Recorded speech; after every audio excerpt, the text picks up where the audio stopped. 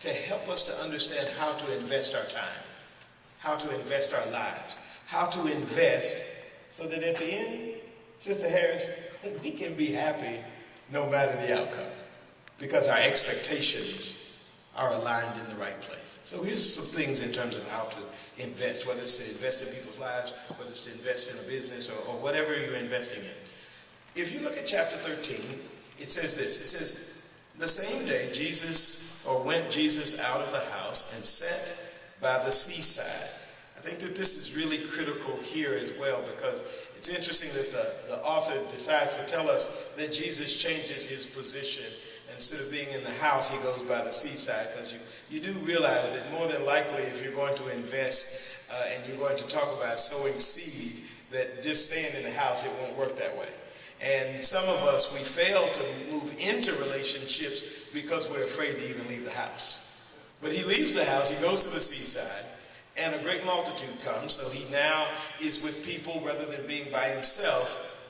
And they were gathered to him, and so he went in a ship, and he just sat there, and the whole multitude stood on the shore. So he kind of used the ship as his pulpit.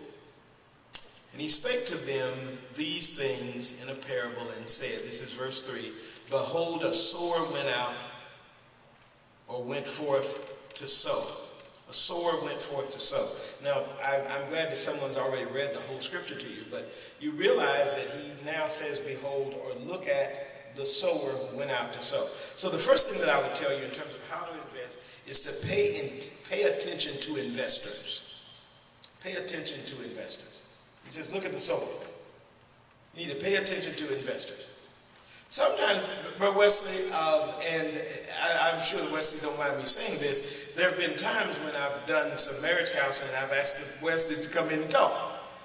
And one of the reasons that I think that is important, because how many years are you all up to now? Married? 54 years. Married 54 years. Now these are investors. You understand? These are investors. They've been in it for the long haul. They know some stuff that the rest of us don't know.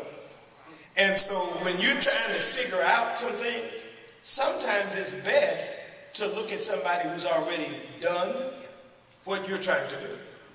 Sometimes we waste our time because we don't look at the people who are already successful at it, and we're busy trying to think that we can do it a different way and come out with the result that they've come out with. And oftentimes what happens is we fail unnecessarily because we're not willing to go to the people who know. If you want to do something and you want to do it right, I would suggest that you start with some experts in the field. Look at the other investors.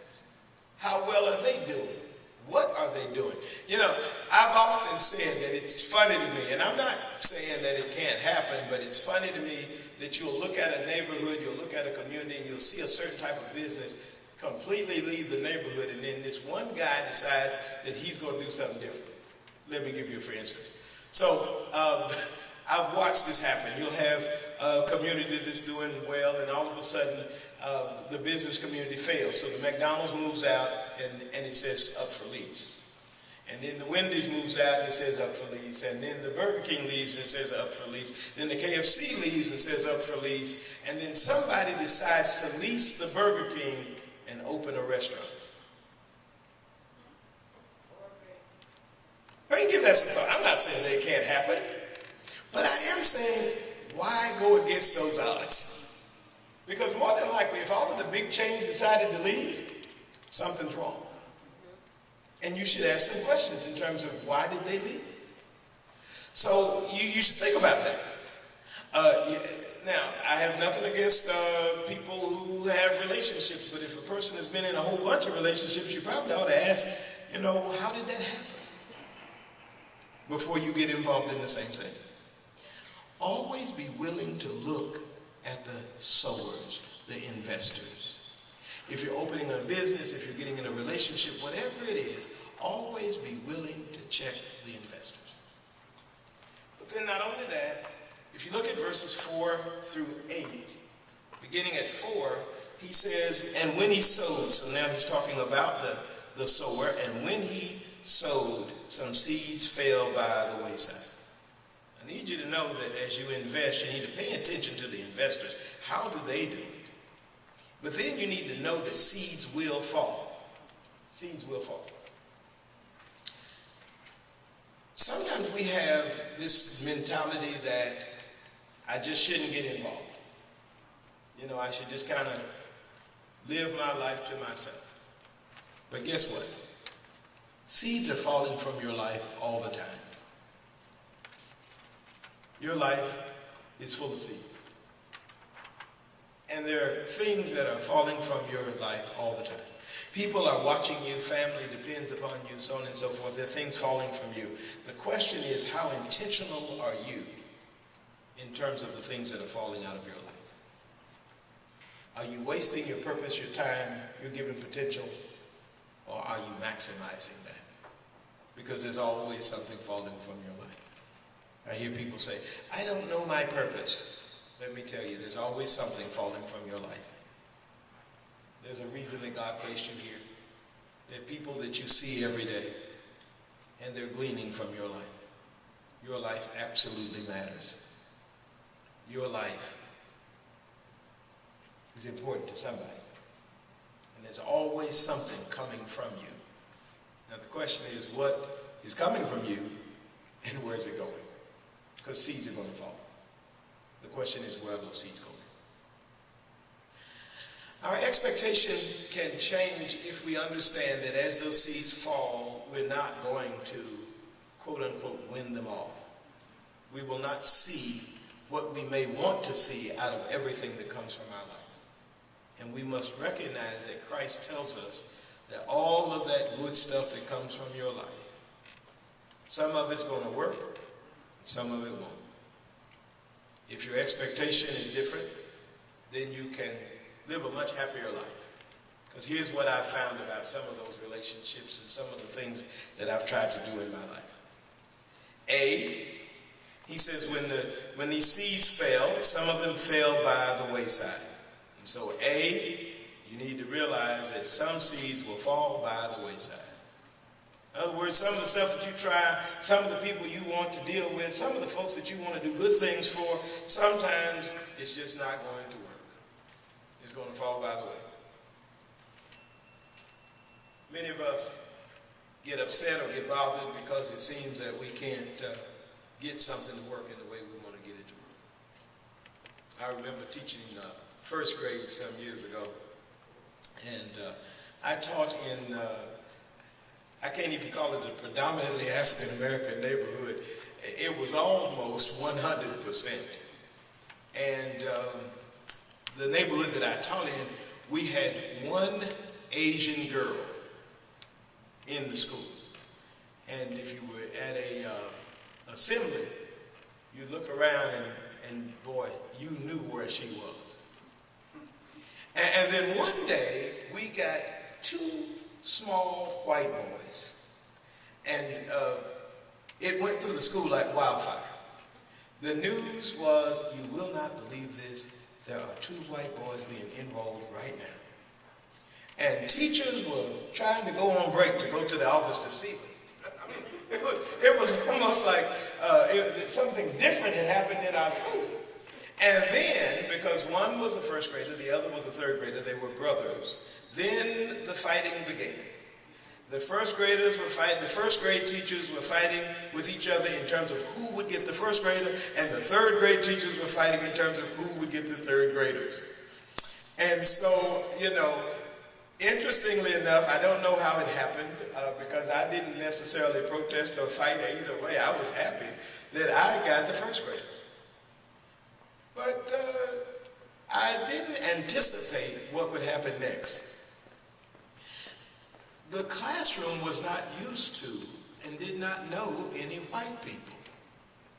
So most of my students kind of looked at the little fellow, and he was just the friendliest fellow that you ever wanted to meet. He was just this nice, and they didn't want to be his friend.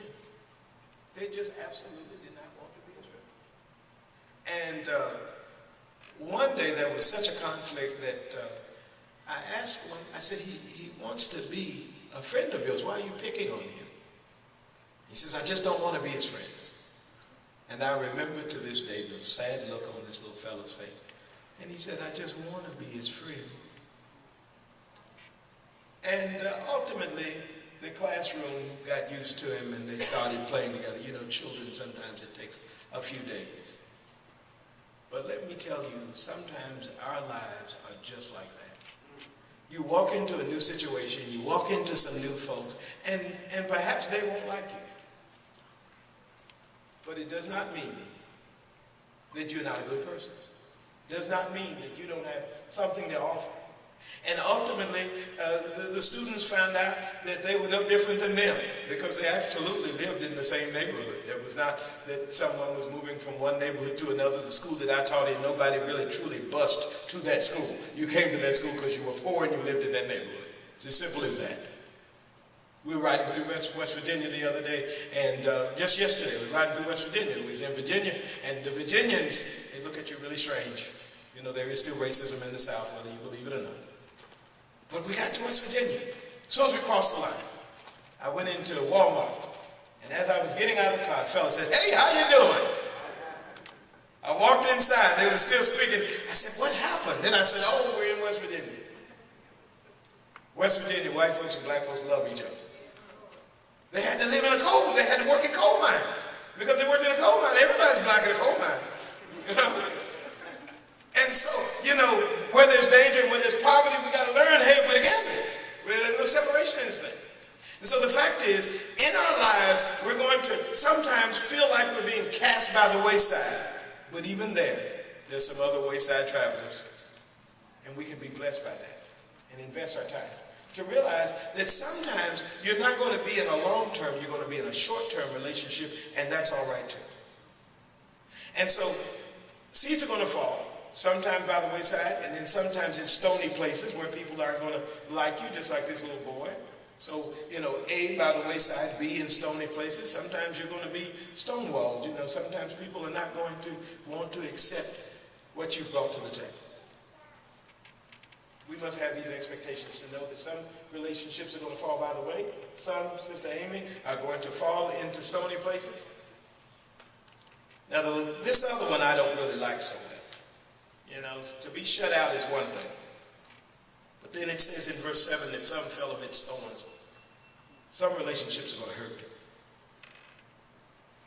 Some of the investments that we make, some things that we do financially, some things are going to hurt. Haven't you ever been depressed behind something? You tried to do it, it just didn't work. You tried a relationship and it didn't work. You tried a new shampoo and you broke out. You know, there's always these investments sometimes where sometimes you actually get hurt behind it. And that's why we're sometimes scared to go into investment, because you could get hurt. There are times where it's by the wayside, you might feel ignored. There's sometimes when it's stony, you might feel, you know, put out or whatever. And then sometimes it's just going to hurt. If we realize that going in, then we can have a different expectation. And our expectation can help us to be healthier in the end. But you know what?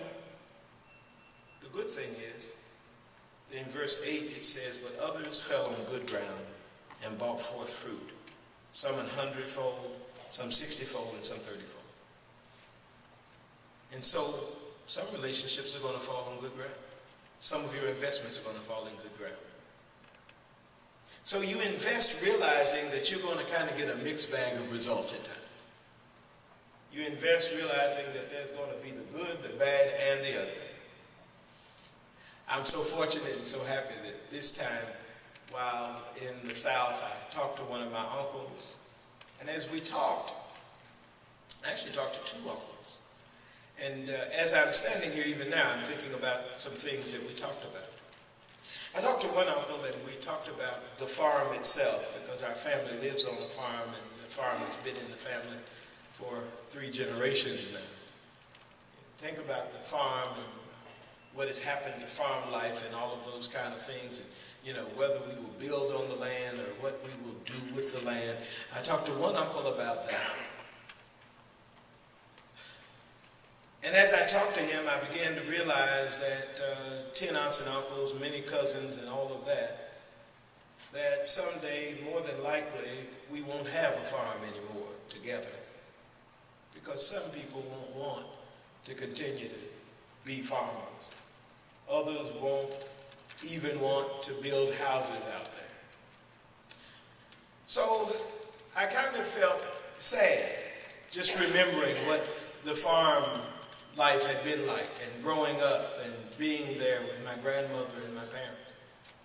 But then the other uncle, I was explaining to him, one of the things that I loved about the farm is that when we would go, my father and I would walk around the farm, and we would walk through the woods, and he would show me